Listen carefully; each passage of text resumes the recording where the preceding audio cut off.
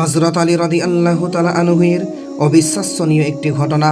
নবীজির জামাতা হযরত আলী রাদিয়াল্লাহু তাআলা আনহু, তিনি তখন রাষ্ট্রপ্রধান ছিলেন। মুসলিম বিশ্বের অধিপতি হযরত আলীর একটি লোহাবর্ম হারিয়ে যায় পান একজন ইহুদির কাছ থেকে।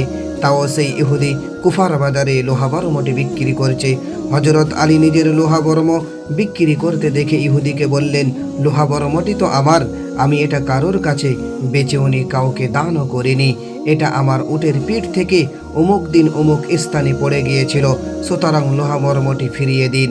ইহুদি বলল, এটা আমার জিনিস, আমার হাতে আছে। হযরত আলী বললেন, লোহাবর্মটি আমাকে ফিরিয়ে দিন, বর্মটি আমার। ইহুদির সঙ্গে রাজ্য প্রধানের তর্কে সমাধান হচ্ছে না। হযরত আলী বললেন, চলো তাহলে বিচারপতির আদালতে আইনে লড়াই সমাধান করে আসি। উভয়ে মদিনার বিচারপতি হযরত সুরাই রাদিয়াল্লাহু তাআলা আনহুর আদালতে হাজির হলেন। হযরত আলী রাদিয়াল্লাহু তাআলা আনহুকে বিচারপতি জিজ্ঞাসা করলেন, আমিরুল মুমিনিন, আপনার বক্তব্য কি? তিনি বললেন, তার হাতে যে বর্মটি দেখতে পাচ্ছেন সেটা আমার, এটা আমার উটের পিঠ থেকে অমুক দিন অমুক স্থানে পড়ে গিয়েছিল।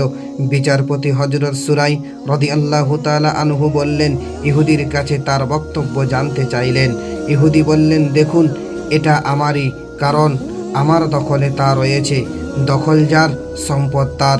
সব শোনার পর বিচারপতি সুরাই বললেন, আমিরুল মুমিনিন, সাক্ষী পেশ করুন। হযরত আলী বললেন, আমার ছেলে হাসান এবং আমার আজাদ করা কীর্তদাস কুনবুর সাক্ষী দেবে।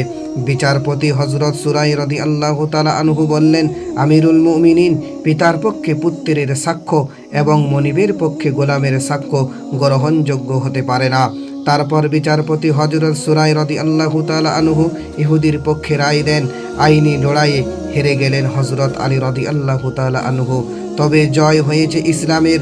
রায় শুনে সেই দিন এই ইহুদি বলেছিল, আমিরুল মুমিনিন, আমাকে আদালতে নিয়ে এলেন, আদালত আপনার বিপক্ষে রায় দিল, অথচ আপনি রাষ্ট্রপ্রধান, 22 লক্ষ বর্গ মাইলের মুসলিম বিশ্বের অধিপতি আপনি।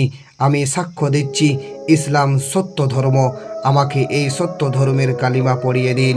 আমি সাক্ষ্য দিচ্ছি, আল্লাহ ছাড়া কোনো মাবুদ নেই এবং মুহাম্মদ সাল্লাল্লাহু আলাইহি ওয়াসাল্লাম আল্লাহর রসুল ও তার বান্দা।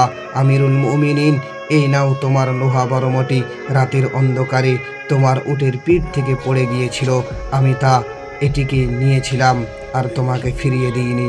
আজ তোমাকে ফিরিয়েও দিলাম আর আমি ইসলামের কাছে চলে আসলাম। আলহামদুলিল্লাহ।